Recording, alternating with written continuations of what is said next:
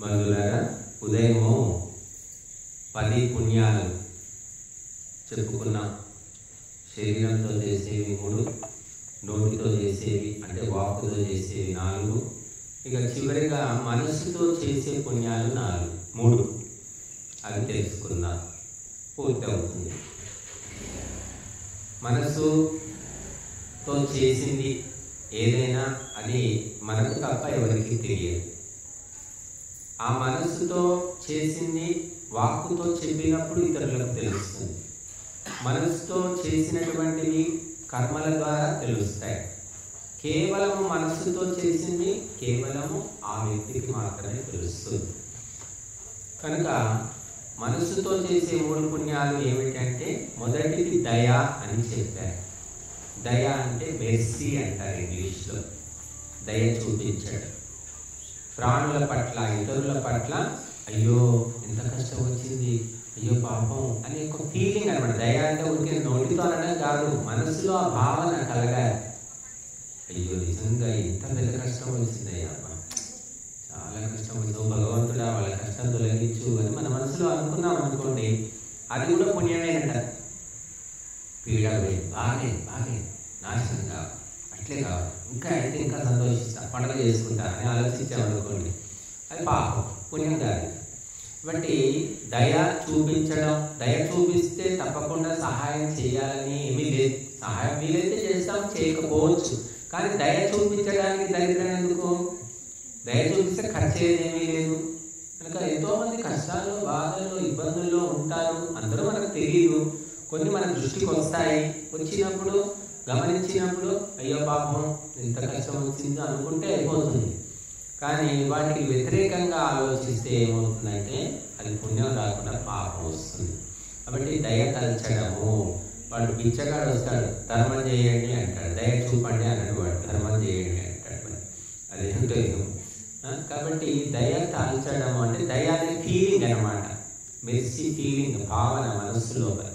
ఎప్పుడైతే మనసులో భావన కలుగుతుందో చేతనైన సహాయం చేస్తాం. అసలు భావన లేనప్పుడు చలికి వణికిపోతూ ఉంటారు. మనం ఏదో అనుకోకుండా బయటికి వెళ్ళాము, రాత్రి 12 అయింది, వస్తూ ఉంటే చలికి వణికిపోతూ ఎవరో కనిపించారు ముసలి వాళ్ళు. మనం ఏం చేస్తాం? అప్పుడు మన దగ్గర ఏమీ లేదు, అయ్యో పాపం ఎంత చలికి వణికిపోతున్నారు, ఎవరైనా ఇస్తే బాగుండు, ఎవరైనా ఇస్తే బాగుండని మనం అనుకుంటాం. ఏమి లేదు సమయం. ఇప్పుడు ఏం చేస్తాం? మళ్ళీ ఇంటికి వెళ్ళినప్పుడు మళ్ళీ వచ్చినప్పుడు ఇద్దాంలే అనుకుంటాం. కానీ అలాగా ఒక ఫీలింగ్ అనేది కలగాలి. వీలైతే అప్పుడు సహాయం చేస్తాం, చేయకపోవచ్చు. కానీ ఫీలింగ్ లేకపోతే బెల్లం కొట్టిన రాయిలాగా ఉంటే మనుషులు ఏంటి అలా తయారైపోయారు. ఇప్పుడు ఎవరికి ఏ ఫీలింగ్ లేదు, చచ్చిపోయారు. భూకంపం వచ్చింది, 10,000 మంది పీడాలి, ఇంకా కొంతమంది చచ్చిపోతే బరువు తగ్గుతుంది కదా భూకంపం అని అనుకునే వాళ్ళు ఉన్నారు. యాక్సిడెంట్ అయింది, ఫ్యామిలీ చచ్చిపోయింది, ఇంకా చాలా కావాలండి, యాక్సిడెంట్ చాలా జనాభా పెరిగిపోయిందండి, ఇలా మాట్లాడుతుంటారు. బట్ ఇదంతా కూడా పాపమే. నువ్వేం పుట్టిస్తున్నావా, పోషిస్తున్నావా, ఎవరిని నువ్వు రక్షిస్తున్నది నీ కడుపు నింపుకోవడానికి నీకు చేతగా. ఎవరో పుడితే ఎవరో చనిపోతే నీకు ఎందుకు బాధ, నువ్వు ఎందుకు అలాంటి కామెంట్ చేస్తున్నావు, నీ మనసులో ఏం ఫీలింగ్ లేదేమిటి? ఇది రాక్షసత్వం అంట. కాబట్టి దయాభావన అనేది ఉండాలి. అయ్యో పాపం, పక్షి కావచ్చు, పశువు కావచ్చు, మనిషి కావచ్చు. చీమలు ఉంటాయి పాపం, చీమలు పోతుంటే చీమలు అయ్యో చీమలు చచ్చిపోతాయి, అయ్యో చీమలే తొక్కకండి అన్నాడు. కొంత చీమలైతే తొక్కేద్దాం, తొక్కండి, ఆ ఎర్ర చీమలు బాగా కష్టం అవుతాయి, తొక్కండి అంటే అది కరవలేదు, అసలు మన దగ్గరికి రాలేదు, మన దగ్గర రావు కూడా ఎక్కడో ఉన్నాయి, అయినా కూడా పోయి తొక్కండి, చంపండి అని చెప్తూ ఉంటారు కొంతమంది. దయాభావన అనేది అది విద్వాంసులకు, దేవతలకు ఉంటుంది. వాళ్ళు చిన్న ఉపకారం చేసినా కూడా ఎంతో గొప్పగా భావిస్తూ ఉంటారు. కాబట్టి దయ అనేది ఉన్నప్పుడు తప్పకుండా మనిషిలో దివ్యత్వం అనేది వస్తుంది. కాబట్టి మనం చేయవచ్చు, చేయకపోవచ్చు సహాయం, కానీ దయ అనే భావన కలగాలి. అందుకే యోగ దర్శనంలో కూడా చెప్పారు మనకు, మైత్రి కరుణ ముదితోపేక్షాణం సుఖ దుఃఖ పుణ్యాపుణ్య విషయాణం భావన అతః చిత్త ప్రసాదనం అని చెప్పారు. చూడండి, మైత్రి తర్వాత కరుణ అన్న దయ అన్న ఒకటే. కాబట్టి ముదితోపేక్షాణ సుఖ దుఃఖ, దుఃఖితులను చూసి కరుణ భావం కలగాలి, దయ కలగాలి. కష్టపడుతున్నారు, బాధపడుతున్నారు, ఇబ్బందులు పడుతున్నారు, కొంతమంది కాళ్ళు ఉండవు, చేతులు ఉండవు, ఇలా పాకుంటూ పోతూ ఉంటారు. అసలు కొందరు రోగాలు, రొచ్చులు, అప్పుళ్ళు అవి చూస్తే అసలు ఒళ్ళంతా జలధరిస్తుంది, అన్నం కూడా తినబుద్దే. అటువంటి భయంకరమైనటువంటి రోగాలు ఉన్నాయి, కష్టాలు ఉన్నాయి. అవన్నీ మనం తీర్చడం సంగతి దేవుడే దగ్గర కూడా పోలేము మనం. కానీ అయ్యో పాపము అనేటటువంటి భావన అనేది కలగకపోతే మాత్రం అది ఇంకా వాడు మానవ జన్మ వ్యర్థం. కాబట్టి అందుకే యోగ దర్శనంలో చెప్పారు, మైత్రి భావన.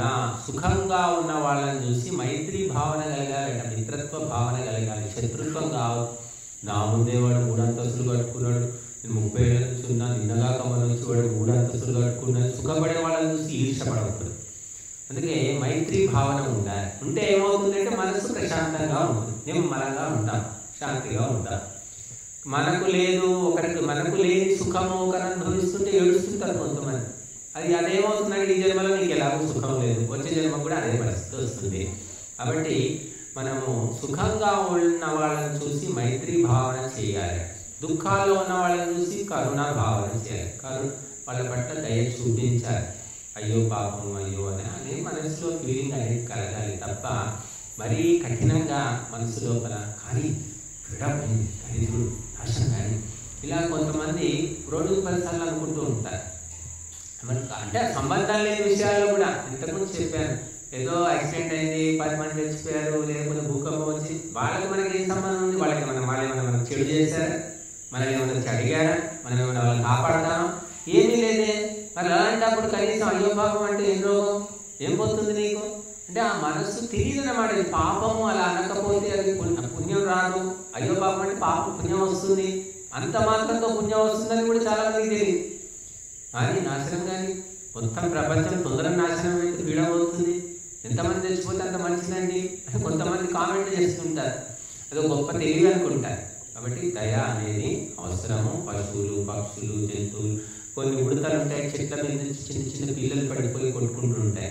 దయావంతులు ఏం చేస్తారు, ఆ చిన్న పిల్లలు తీసుకొచ్చి మళ్ళీ చెట్టు మీద పోయి పెట్టలేము. అది ఎక్కడి నుంచి పడిందో తీసుకొచ్చి ఆ పిల్లలు ఉంటుంది, ఇంక పిల్లలాగా దాంతో కొద్దిగా పాలచుక పోసి పెంచుతూ ఉంటారు.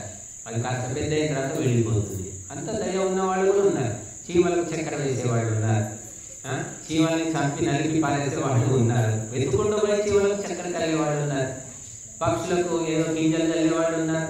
దయ అనేది మనసులో ఉన్నప్పుడు వాడు ఏదో ఒకటి చేస్తూ ఉంటాడు. నిర్దయగా ఉండకూడదు.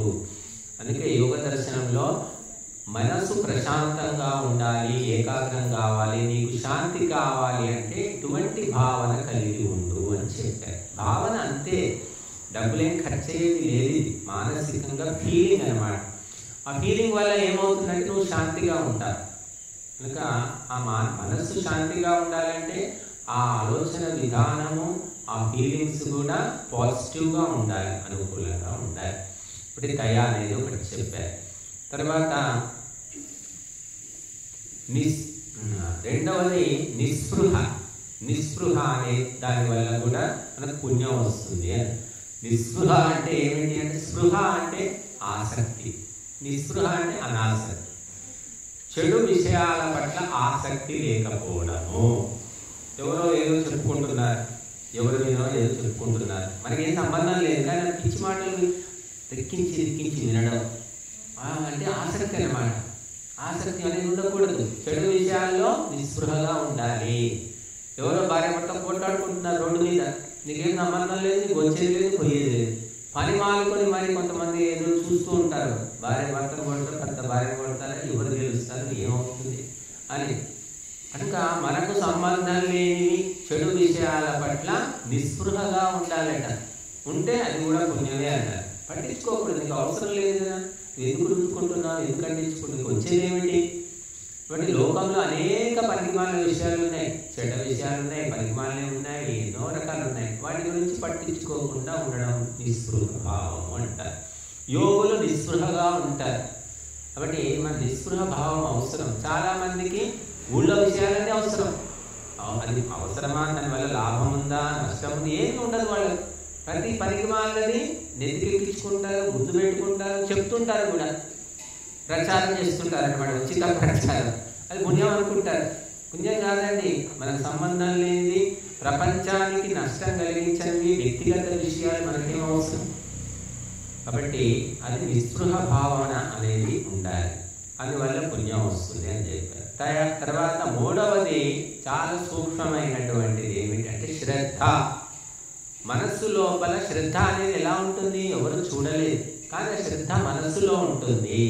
ఆ శ్రద్ధ ఉండడం అనేది పుణ్యమే అని చెప్పారు. ఎంత శ్రద్ధ ఉంటే అంత పుణ్యం సంపాదించుకున్నట్టే. అవసరమైన విషయాల్లో శ్రద్ధ ఉండకపోతే ఏం లాభం? శ్రద్ధ అంటే దేని మీద పడితే దాని మీద కాదు, సజ్జనుల మీద, సత్కార్యాల మీద, ధర్మకార్యాల మీద, భగవంతుడి మీద, వీటి మీద శ్రద్ధ ఉండాలి. ఉంటే పుణ్యం వస్తుంది. పనికి మానే వాళ్ళ గురించి శ్రద్ధ చూపిస్తే ఏమొస్తుంది? పాపమే వస్తుంది. కనుక చాలా మందికి తెలియదు. పండితులు వస్తే ఎవడు పట్టించుకోడు.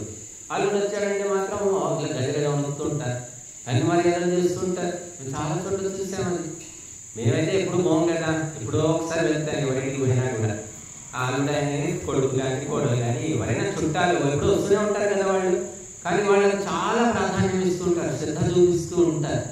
పండితులు అంటే మాత్రం చూపించరు. దానివల్ల నష్టమే తప్ప లాభం లేదు.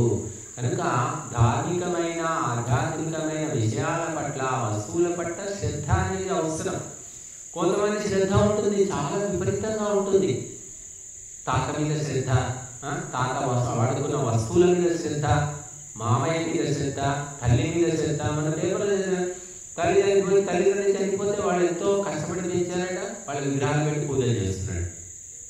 విగ్రహాలు అవేమో సిలికాన్ విగ్రహాలు అంటారు, సేమ్ మనుషుల్లాగానే ఉంటాయి. మనం కొలతలు అవి ఇస్తే మనిషి కూర్చున్నట్టే అనిపిస్తుంది. అవి పెట్టుకొని పూజలు చేస్తున్నాడట కొడుకు. ఇది మంచిదా చెడ్డదా చెప్పండి? శ్రద్ధ అనేది తల్లిదండ్రుల మీద ఉన్నది, మంచిదే. తల్లిదండ్రులు బతుకున్నప్పుడు వాళ్ళకి సేవలు చేసే ఉండొచ్చు, అంత విగ్రహాలు పెట్టడానికి సేవ చేసి ఉండదు. చచ్చిపోయాక వాళ్ళ విగ్రహాలు పెట్టి చేసే బదులు బతికున్న తల్లిదండ్రులు అనాథ శరణాలు, అదే వృద్ధాశ్రమాల్లో మగిపోతున్నారు ఎంతోమంది ముసలి వాళ్ళు. వాళ్ళ దగ్గరికి పోయి సేవ చేయొచ్చు కదా. దానివల్ల వాళ్ళు కూడా సంతోషపడతారు కదా. ఈ విగ్రహాలకు నువ్వు పూజలు చేసి బొట్లు పెట్టి కడిగి చేసి ఆ తల్లిదండ్రుల వల్ల ఏం లాభం? కాబట్టి శ్రద్ధ దేని పట్ల ఉండాలో దాని పట్ల లేకుండా అనవసర విషయాల పట్ల శ్రద్ధ ఉంటే నష్టమే తప్ప, పాపమే తప్ప పుణ్యం అనేది రాదు. కాబట్టి కొంతమంది ఉంటారు, మన తాతయ్య వాడుకున్న వస్తువు, ఈ పెన్ను, ఆయన వాడుకున్నటువంటి ఇది స్టిక్ అంటే చేతి కర్ర, ఇంకేదో అని దాచిపెట్టుకుంటారు. దాచిపెట్టి చూసుకుంటూ ఉంటారు, మురిసిపోతుంటారు. మా తాతయ్య నన్ను మా గుర్తుగా పెట్టుకున్నామండి అంటారు. ఏం పెట్టుకుని ఏం చేస్తాం? దాని పట్ల శ్రద్ధ ఉంటే వచ్చేదేమిటి? కాబట్టి శ్రద్ధ అనేది సత్య పదార్థాల మీద, ధార్మిక కార్యక్రమాల మీద శ్రద్ధ ఉండాలి. అప్పుడే అది పుణ్యం అవుతుంది. దేని మీద పడితే దాని మీద శ్రద్ధ ఉంటే నష్టమే తప్ప పుణ్యం అనేది లేదు. ఎవరు?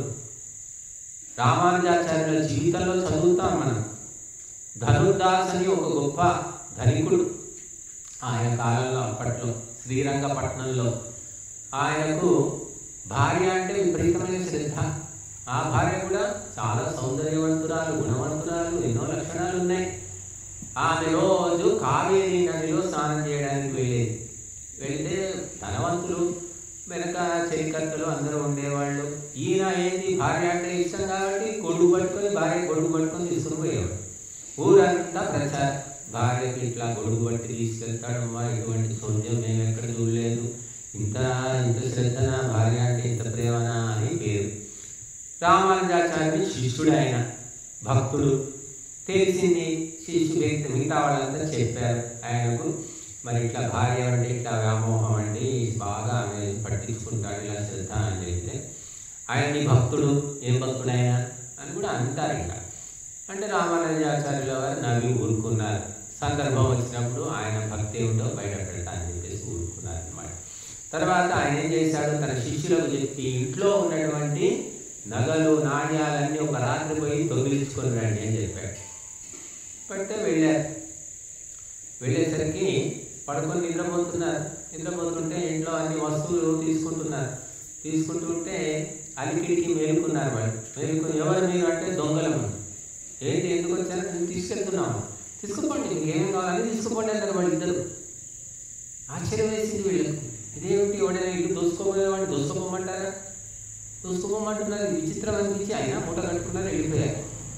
ఎందుకు వాళ్ళు చెప్పారు అంటే ఇవి నశ్వరము. వాళ్ళు ఉంటున్నారు, సంసారం చేస్తున్నారు, అన్ని నగలు పెట్టుకున్నారు, వైభవాలు అన్నీ ఉన్నాయి, కానీ ఇవన్నీ నశ్వరము. ఇవి ఉన్నంత వరకే, ఎప్పటికీ మనవి కావు అనే సత్యం తెలుసు కాబట్టి దొంగలు తీసుకెళ్తుంటే తీసుకుపోమన్నాడు. అని అటువంటి జ్ఞానం ఉన్నదన్నమాట వాళ్ళ. తర్వాత అందరికీ అర్థమయ్యేది. ఇంకా చాలా కథ ఉందనుకోండి అది. కనుక మనము ఇదంతా ఎందుకు చెప్తున్నానంటే, మనకు స్పృహ దేని పట్ల ఉండాలి అని దాని పట్ల ఉండడం లేదు. దేని మీద ఉండకూడదు దాని మీద ఉంటుంది. శ్రద్ధ కూడా భగవంతుని పట్ల, దైవ కార్యాల పట్ల ఎంత శ్రద్ధ ఉండాలి. మేము కొంతమంది ఇళ్ళకు వెళ్తాం, స్వామి గురించి వచ్చారమ్మా, స్వామి వచ్చారని హడావిడి చేస్తుంటారు. చేసి కుర్చీ బట్ట తీసుకురామా, కుర్చీ తిరుపు అని ఏముంటుంది అక్కడ. కుర్చీ మీద ఏముంటుంది కానీ అలా దొరుకుతారు. దొరికి కూర్చొని స్వామీజీ కాళ్ళు కడుగుతాం, ఏ కాళ్ళు కడుగుతామని వస్తారు కొంతమంది. మా కాళ్ళు మేము కడుక్కుంటామే, అవసరం లేదు, మేము లేవ చాలగా నాకు వచ్చేమైనా కడిగితే కడగండి, ఇప్పుడే కాళ్ళు కడుక్కుంటాం. మేము లేదు స్వామీజీ మేము కడుగుతాం, గురువుల కాళ్ళు కడగాలి, తాంబాలను తీసుకురండి అంటే వద్దమ్మా, వద్దు, అవసరం లేదు, మాకు అటువంటి పరంపర లేదు అని నేను చెప్తూ ఉంటాను. అట్లా కొందరు విపరీతమైన శ్రద్ధ. నీళ్లు తీసామంటే ఇంకా నీళ్లు ఇలా చెంపు పట్టుకొని ఇలా రెండు చేతులు ఇలా ఒక చేతితో పట్టుకొని ఇంకో చేయి ఇలా పెట్టుకొని తెచ్చిస్తారు. అలాగా శ్రద్ధ చాలా కనబడుతూ ఉంటుంది. కొంతమంది చాలా తక్కువ అనుకోండి అలాంటి వాడు. గురు కూర్చోమని చెప్పే, కూర్చోమని చెప్పండి అంటారు. ఆ చెప్పడానికి కూడా ఎలా ఉంటుందంటే ఇది మధురంగా ఉండదు. కూర్చోమని చెప్పవాలి. అది గురుగారు వచ్చారా, కూర్చోమని చెప్పమ్మా అని కూడా కూర్చోమని వస్తున్నాం కూర్చోమని ఇలాగా ఉంటుందన్నమాట. శుష్కమైన భాషణం అంటారు, మధుర భాషణ అంటారు. కాబట్టి శ్రద్ధ ఉన్న వ్యక్తులు మధురమైన భాషణం. చూడండి, అదే వ్యక్తులు వాళ్ళ మనవాళ్ళు, వాళ్ళ కొడుకుల్ని చిన్నగా ఎత్తుకొని బాబు, బుజ్జి, నన్న, కన్నా, తినమ్మా ఎంత ముందుగా మాట్లాడతారు, మధురంగా మాట్లాడతారా లేదా? మరి ఇక్కడికి వచ్చేసరికి ఎందుకు మాట్లాడలేదు? శ్రద్ధ ఉంటే మాట్లాడతారు. ఇక్కడ కూడా శ్రద్ధ ఉండదు కాబట్టి ఏదో ఒకటి వచ్చాడుగా, వచ్చినప్పుడు ఏదో పలకరించాలి, ఏదో ఒకటి ఇవ్వాలి కదా అని అలా చేస్తూ ఉంటారు. ఇంకా శ్రద్ధ అనేది చాలా సూక్ష్మమైన విషయం. శ్రద్ధ వీర్య స్మృతి సమాధి ప్రజ్ఞాపూర్వక ఇతరేషా అని చెప్పాడు యోగ దర్శనంలో. గీతలోనైతే బోలెడు శ్లోకాలు ఉన్నాయి. శ్రద్ధావాన్ లభతే జ్ఞానం తత్పర సంయతేంద్రియ. ఇక వేదంలోనైతే శ్రద్ధా సూక్తమే ఉంది. 5 మంత్రాలు ఉన్నాయి శ్రద్ధ గురించి. శ్రద్ధయాగ్ని సమిధ్యతే, శ్రద్ధయా హూయతే హవిః, శ్రద్ధాం భగస్య మూర్ధని వచసా వేదయామసి. శ్రద్ధ వల్ల ఏం జరుగుతుందంటే అగ్ని ప్రజ్వలితుందట. నువ్వు సక్రమంగా సమిధలు, నెయ్యి, సామాగ్రి అన్నీ సమకూర్చుకుంటే అగ్ని చక్కగా మండుతుంది. ఏదో తెచ్చేసి మనం వేసేస్తే మండుతుందా చెప్పండి? లెక్కపత్రం లేకుండా వేస్తే. కనుక ఆ అగ్నే కాదు, మన హృదయం అనే కుండములో కూడా భగవంతుడనే అగ్ని మండుతాడు నీకు శ్రద్ధ అనేది ఉంటే. శ్రద్ధయా హూయతే హవి. ఆ హవిస్సు ఎలా సమర్పించాలని ఇలా విసిరేయడం కాదు, ఆ ఇవ్వడంలో శ్రద్ధ అనేది ఉంటుంది. మనం చిన్న పిల్లలకు తినిపించేటప్పుడు ఎంత జాగ్రత్తగా తినిపిస్తారు చూడండి. ఎంత వాడిని ప్రసన్నం చేసుకుని భయపెట్టి తినిపించరు. బాబు చిన్న తినమ్మా, ఒక్క ముద్ద తినమ్మా, ఒక్క ముద్ద తినమ్మా అని బదిలాడి ఏదో మహారాజు, ఆ మహారాజు తినిపిస్తుంటారు. అలాగా అగ్నిలో ఆహుతిచ్చేటప్పుడు కూడా కంప్లీట్ అటెన్షన్, పూర్తి ఏకాగ్రతతోటి మనం సమర్పిస్తే ఆ ఆహుతి అనేది మన జీవితాన్ని మారుస్తుంది. ఏదో వేసాం అన్నట్టు వేస్తూ ఉంటారు. కాబట్టి ఇవన్నీ సూక్ష్మమైనటువంటి విషయాలు. శ్రద్ధ భగస్య మూర్ధని అన్నాడు.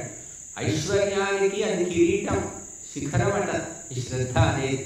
కనుక శ్రద్ధ మామూలు విషయం కాదు. ధార్మిక వ్యక్తుల పట్ల, ధార్మిక కార్యక్రమాల పట్ల శ్రద్ధ అనేది చాలా అపూర్వంగా ఉంటుంది, చాలా అరుదుగా ఉంటుందని చెప్పుకోవచ్చు. మా గురువు గారు 30 ఏళ్ళు సంస్కృతం చెప్పారు. పొద్దున 3 గంటలు, సాయంత్రం 3 గంటలు, 2 గంటలు అనుకుంటా చెప్పేవారు సంస్కృత తరగతులు. పొద్దున 7 నుంచి 8, 9 వరకు అనుకుంటా 2 గంటలు, సాయంత్రం 2 గంటలు. మరి ఎంతో వందల మంది వచ్చేవారట. మేము వెళ్ళినప్పుడైతే 60-70 మంది అయితే ఉన్నారు. లాస్ట్ క్యాంప్ అని. కానీ అందరూ ఉన్నారు, విన్నారు, వెళ్ళిపోయారు. నాకు మాత్రం పిచ్చి పట్టింది. అయ్యో మరి క్లాస్ అయిపోయింది కదా, ఇంకా 40 రోజులు క్యాంప్ అయిపోయింది, ఇంకేం చేయాలి? ఎక్కడ ఉంటారు గురుగారు? అక్కడ ఉంటాం, ఎక్కడో ఉంటారు, 2 బస్సులు మారిపోవాలి. అక్కడికి సెలవు వచ్చినప్పుడు 2 బస్సులు మారిపోయేవాడిని వాళ్ళ ఇంటికి. ఆ 2 బస్సులు మారాలంటే డబ్బులు ఎక్కడికి? అప్పట్లో డబ్బులు ఉండేవి కాదు ఎవరి దగ్గర. ఇక జాగ్రత్తగా ఉన్న డబ్బులు ఎవరైనా ఉంటే దాచిపెట్టుకునేవాడిని. ఒక్కోసారి అయ్యగారు ఇస్తూ ఉండేవారు. బట్ శ్రద్ధ అనేది ఉన్న వ్యక్తి ఎక్కడున్నా వెతుక్కుంటూ వెళ్తాడు.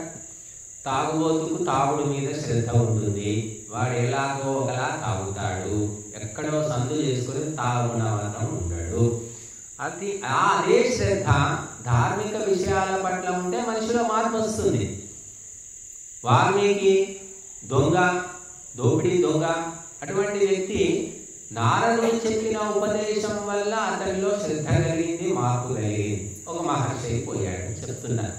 అలాగా మార్పు వస్తుంది. ఆ సందర్భము ఎప్పుడు వస్తుందో మనకు తెలియదు. ఎవరి మాటల పట్ల శ్రద్ధ ఉంటుందో మనకు తెలియదు.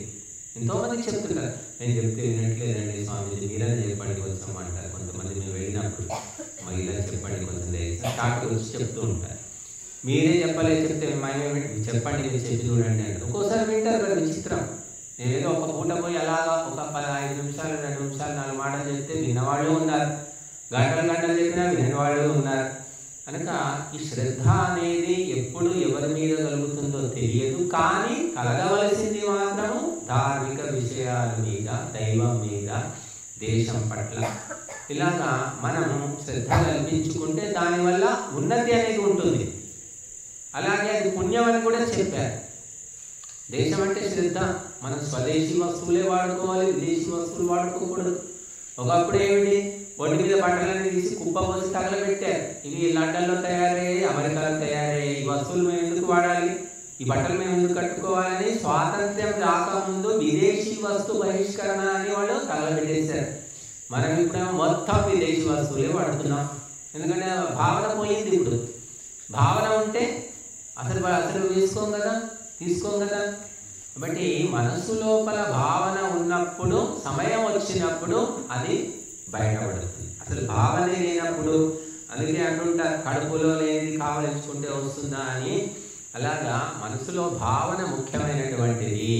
కనుక ధార్మిక విషయాల పట్ల శ్రద్ధ. అందుకే శ్రద్ధ అంటే ఏమిటి? శ్రద్ధ అంటే సత్యము, ధ అంటే ధారణము, సత్య ధారణమే శ్రద్ధ అని చెప్పారు. కాబట్టి శ్రాద్ధం అంటారు, ఈ శ్రాద్ధం అంటుంటారు. మా నాన్నగారికి శ్రాద్ధం పెట్టాలండి అంటారు. శ్రాద్ధం అంటే ఏమిటి అంటే శ్రద్ధతో చేసేదాన్ని శ్రాద్ధము అంటారు. శ్రద్ధతో చేసే సేవ తప్పదు. ఇక్కడ మన యజ్ఞశాలలో సేవ చేస్తున్నారు, వంటశాలలో చేస్తున్నారు, ఏదో చేస్తున్నారు. కొంతమంది ఏమీ చేయరు. చేసే వాళ్ళకు చెయ్యి అని ఎవరు చెప్పట్లేదు. చేయని వాళ్ళని చేస్తావా లేదని ఎవరు అడగడం లేదు. ఎవరి మనసులో ఏ భావన ఉందో దాన్ని బట్టి వెళుతూ ఉంటారు. కొంతమంది చేయడం వల్ల ఇబ్బంది కలగవచ్చు, కొందరు చేస్తే ఇబ్బంది లేకపోవచ్చు. ఎందుకయ్యా ఇక ఎవరు చెప్పారు అవన్నీ ఎందుకు తీశాను? స్వామీజీ ఆశ్రమం కదా సేవ చేస్తాను. నువ్వు సేవ చేస్తున్నావు నిజమే, కానీ కరెక్ట్ కాదయ్యా, నువ్వు అది చెడగొడుతున్నావు, నువ్వు సేవ అనుకుంటున్నావు అని బాధపడతారు. కాబట్టి సేవ చేసేవాళ్ళు చేయడం వల్ల మరి ఇతరులు సంతోషపడాలి, అది గమనించుకోవాలి. గమనించుకోకపోతే ఏమవుతుందంటే దానివల్ల నష్టం కలుగుతుంది. కనుక శ్రద్ధ అనేది చాలా ముఖ్యమైన వస్తువు అని చెప్పారు. పూర్వం గురువు గారు రాగానే పాఠాలు చెప్పేవాడు కాదు, ఉపదేశాలు ఇచ్చేవాడు కాదు. శ్రద్ధ వాడిలో శ్రద్ధ కలగాలి. శ్రద్ధ కలగాలంటే ఏమిటి? నువ్వు ఈ 10 ఆవులు తీసుకెళ్ళి 100 ఆవులు చేసి తీసుకొచ్చిన తర్వాత నీకు ఉపదేశం చేస్తాను, నీకు పాఠం చెప్తాను అనేవాళ్ళు. 10 ఆవులు 100 ఆవులు కావాలంటే ఎన్నేళ్ళు పడుతుంది? కనీసం 10 ఏళ్ళు పడుతుంది సార్, చెప్పండి. 10-15 ఏళ్ళు అనుకుందాం. అది అడవికి తీసుకెళ్ళి దాన్ని కాపాడాలి, రక్షించాలి అంటే ఎంత శ్రద్ధ. ఒక నోరు లేని పశువును అర్థం చేసుకోవాలి. అక్కడ నోరున్న మనిషిని అర్థం చేసుకోవడమే మనకు కష్టం ఉంది. నోరు లేని పశువును అర్థం చేసుకొని దాన్ని 100 చేసిన తర్వాత ఏమవుతుంది అంటే బుద్ధి శుద్ధి అయిపోతుంది. ఆ పశువులను ఎప్పుడైతే అర్థం చేసుకుంటామో గురువుని అర్థం చేసుకునేది పెద్ద కష్టం కాదు. అలాంటి పరీక్షలు పెట్టేవాళ్ళు. కనుక అప్పుడు మనకి శ్రద్ధ అనేది ఏర్పడేది. శ్రద్ధ చాలా ముఖ్యమైనది. శ్రద్ధ ఉన్న వ్యక్తికి సహజంగా సరస్వతీదేవి పలుకుతుందట. అందుకే కొంతమంది ఉంటారు ఏమి చదువుకోకుండా, వాళ్ళు ఎక్కడ గురువు ఉండడు, ఏమి చదువుకోవడం ఉండదు, చాలా గొప్ప సంగీతం కావచ్చు, సాహిత్యం కావచ్చు, చాలా గొప్ప స్థితికి వెళుతూ ఉంటారు. ఎందుకంటే వారిలో ఉన్నటువంటి శ్రద్ధ వల్ల వారి లోపల, మనస్సు లోపలనే ఆ సరస్వతి ప్రవాహం వస్తుంది. కాబట్టి శ్రద్ధ ఉంటే తప్పకుండా విజయం సాధిస్తారు. అందుకోసమే గీతలో పదే పదే శ్రద్ధ గురించి చెప్పారు. అభయం సత్వసం శుద్ధి జ్ఞానయోగ వ్యవస్థి దానందమశ్చ స్వాధ్యాయ సపాద్యం అహింసా సత్యమక్రోధ త్యాగ శాంతిరపరిశునం దయా భూతేశ్వరుక్తం మాతవం ధీరచాపలం తేజ క్షమా ధృతి శౌచమద్రోహో నాతిమాని. అందులో ఏమొచ్చింది అంటే క్షమాగుణం అనేది ఒకటి వచ్చింది, దయ ఒకటి వచ్చింది. ఇవన్నీ సాత్విక లక్షణాలని చెప్పారు. కనుక ఉత్తమ విషయాల పట్ల, ఉత్తమ వ్యక్తుల పట్ల శ్రద్ధ ఉండడం అనేది సాత్వికుల యొక్క లక్షణం. నీచమైన వ్యక్తుల పట్ల, నీచమైన వస్తువుల పట్ల శ్రద్ధ ఉండడం అనేది తామసిక రాజసికమైన లక్షణము. కాబట్టి మనం పుణ్యం సంపాదించుకోవాలంటే అందుకే పెద్దలు అమ్మ నాన్నగారు వచ్చారు, అమ్మ తాతయ్య వచ్చాడు అంటే లేచి నిలబడేవాళ్ళు, భయపడేవాళ్ళు. తాత కాకపోయినా 60-70 ఏళ్ళ వాళ్ళు ఎవరు వచ్చినా కూడా భయపడేవాళ్ళు. ఒకప్పుడు కూర్చునేవాళ్ళు కాదు, వాళ్ళు కూర్చున్నాక కూర్చునేవాళ్ళు. అది శ్రద్ధ. ఇప్పుడేమో తాత వస్తే ఏం చేస్తాడమ్మా, కూర్చోమని అక్కడ అంటే తాత వచ్చినా, ఎవరు వచ్చినా, గురువు వచ్చినా కూడా భయపడని పరిస్థితి ఉంది. ఒకప్పుడు ఇళ్లలో కూడా మామయ్య అత్తయ్య అంటే కింద కూర్చునేవాళ్ళు, పైన కూర్చునేవాళ్ళు కాదు. మామతో సమానం కానీ అత్తతో సమానం ఎవరు కూర్చునేవాళ్ళు కాదు. వాళ్ళు కూర్చోమన్నా కూర్చునేవాళ్ళు కాదు. ఇప్పుడు వాళ్ళే కూర్చుంటారు, వస్తే కూర్చుంటే కూర్చోలేకపోలేదు అన్నట్టుగా ఒక భావన ఏర్పడింది. కాబట్టి శ్రద్ధ ఉన్నప్పుడు పరిస్థితి వేరుండేది. ఈనాడు ఏ రకమైన శ్రద్ధ కూడా మనకు కనిపించట్లేదు. కుటుంబ విషయాలు కావచ్చు, సామాజిక విషయాలు, ధార్మిక విషయాలు, ఎక్కడ కూడా శ్రద్ధ కనిపించట్లేదు. కాస్తో కూస్తో కనిపిస్తుంది తప్ప ప్రస్ఫుటంగా కనిపించడం లేదు. గురువు అంటే ఎంతో శ్రద్ధ ఉండేది, అటువంటి శ్రద్ధ ఈనాడు కనిపించట్లేదు. ఇది పతనానికి చిహ్నం అన్నమాట. మనం ఎటువంటి సమాజంలో ఉన్నాము అంటే పతనమవుతున్న సమాజంలో ఉన్నాం.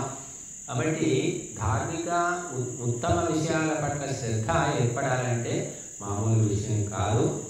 కనుక ఆ శ్రద్ధ అనేది కూడా మనకు పుణ్యానికి కారణము అని చెప్పారు. కనుక ఆ శ్రద్ధకు కూడా సంస్కారం అనేది కారణం ఉంటుంది. సంస్కారం లేకుండా శ్రద్ధ కలగదండి. కాబట్టి దేని పట్ల ఎవరికి శ్రద్ధ కలుగుతుంది అనేది ఎవరము చెప్పలేదు. కనుక మరి తులసీదాసు జీవితం చూస్తాం. తులసీదాసు పెద్ద కవి అంటాం, రామచరితమానస్ రాసి పెట్టాడు హిందీలో. మరి ఆయన భార్య రత్నావళి గొప్ప సౌందర్యవతి, ఉత్తమురాలు. ఆయన భార్య ఎప్పుడు భార్య కొంగు పడుకుంది వంట. అందరు ఊరంతా కూడా ఏంటి పని పాటలేదు, ఎప్పుడు భార్యతోనే ఉంటాడు ఏంటి అని ఒక పేరు. ఆమె కాస్త పుట్టింటికి వెళ్ళింది. వెళితే ఈయన తట్టుకోలేక ఒకరోజు రాత్రి పూట వెళ్ళిపోయాడు. వర్షాలు పడుతున్నాయి, పెద్ద వర్షాలు, నది పొంగి పారుతోంది. ఆ నది దాటుకొని పోయాడు మామగారింటికి. పోయేసరికి ఆ తలుపులు పెట్టున్నాయి, రాత్రి 12 అయింది, అందరూ పడుకున్నారు. మరి ఎలా ఇంట్లో గోడ దూకిపోవాలంటే గోడలు ఎత్తుగా ఉన్నాయి. ఆ ఒక గోడ మీద ఏదో పెద్ద లావుపాటి తాడు కనబడింది. తాడు పట్టుకుని దూకి లోపలికి ప్రవేశించాడు. తలుపులు కొడితే అందరూ మేలుకున్నారు. ఎలా వచ్చావా లోపలికి ఇంత పెద్ద గోడలు దాటి అంటే ఆ గోడ మీద తాడు ఉంది, తాడు పట్టుకుని తాడు ఎక్కడ ఉందని చూస్తే పెద్ద కొండ చిలువ ఏదో పాము. అంటే ఆ మోహము వల్ల ఆయన కొండ చిలువ అనేది కూడా గ్రహించలేని స్థితిలో ఉన్నాడు. అప్పుడు భార్య బాగా చెడామడ ఉపదేశించింది. అప్పుడు ఆయనకు బుద్ధి వచ్చింది, శ్రద్ధ కలిగింది ధర్మం పట్ల అని చెప్తారు. కాబట్టి ఎప్పుడో ఏ మాట ఎవరి మనసులో ప్రవేశించి శ్రద్ధను కలిగిస్తుంది అనేది ఎవరికి తెలియదు. కానీ ధార్మిక కార్యక్రమాల్లో, సత్సంగాల్లో పాల్గొంటూ ఎప్పుడో ఒకసారి తప్పకుండా మార్పు వస్తుంది. అసలు పోతే కదా, వస్తూ ఉంటే కదా. కొంతమంది ఉంటారు 5వ తరగతిలో ఫెయిల్ అయిపోతారు, 6వ తరగతిలో పాస్ అవుతారు, 7వ తరగతిలో ఫెయిల్ అవుతారు, అత్యవసర మార్కులు ఉంటాయి. రాను చూస్తూ 10th క్లాస్ ఫస్ట్ క్లాస్ వస్తాడు వాడు.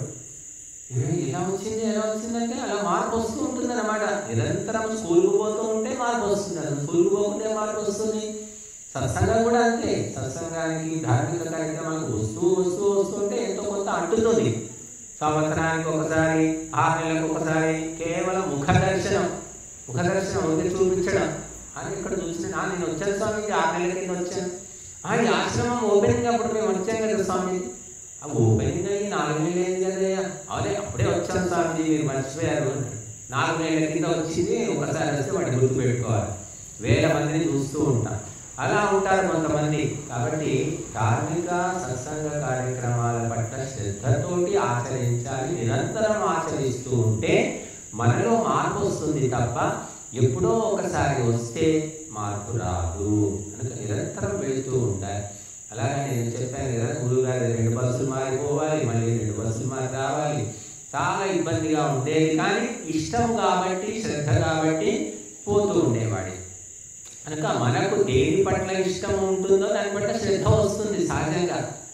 కనుక మనము దేని పట్ల ఇష్టాన్ని కలిగి ఉండాలి అంటే ధార్మిక విషయాల పట్ల ఇష్టాన్ని కలిగి ఉంటే ఆ శ్రద్ధ మనలను ముందుకు తీసుకెళ్తుంది.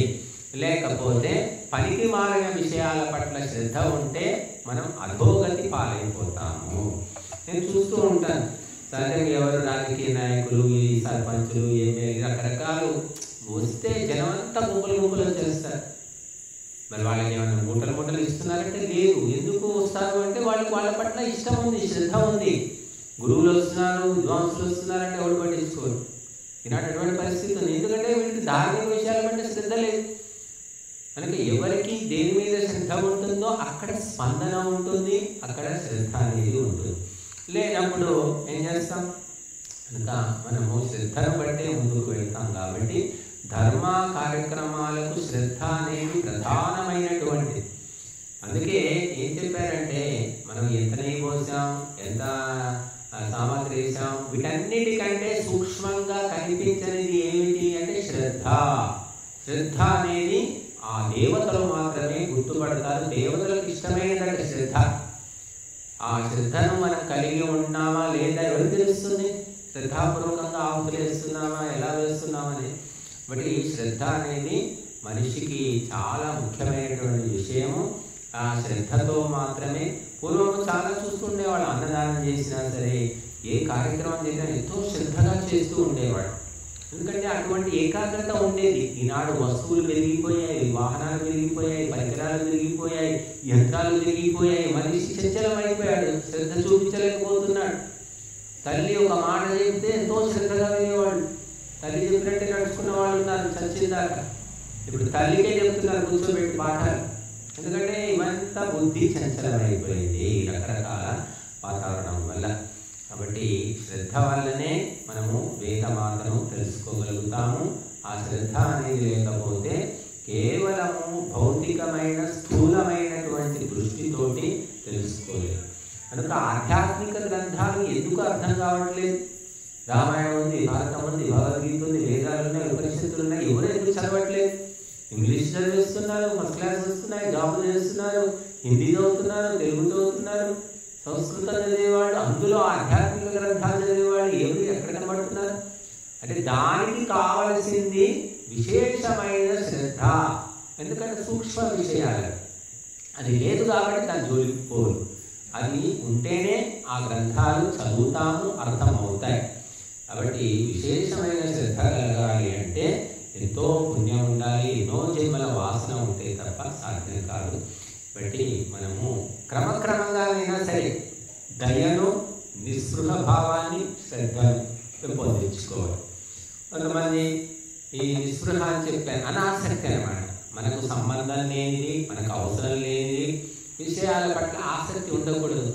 చెప్తుంటారు కొంతమంది, సోది చెప్తూ ఉంటారు, అనడమే తప్ప మనం నెత్తికి ఎక్కించుకోకూడదు.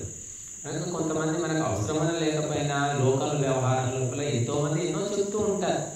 మనం విన్నట్టు నటించాలి తప్ప నెత్తికి ఎక్కించుకోకూడదు, వదిలేసుకోవాలి.